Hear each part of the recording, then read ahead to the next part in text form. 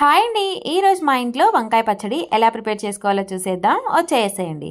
First ఒక కుక్కర్లో 1/2 KG వంకాయ ముక్కలు, ఒక 4 పెద్ద టమాటా ముక్కలు, 2 ఆనియన్ ముక్కలు, ఒక 10 వరకు పచ్చిమిర్చి, ఒక పావు టీ స్పూన్ పసుపు, టేస్ట్కి సరిపడా సాల్ట్, ఒక హాఫ్ గ్లాస్ అయితే వాటర్ యాడ్ చేసుకొని కుక్కర్కి మూత పెట్టేసి ఒక 2 విజిల్స్ అయితే రానివ్వాలి.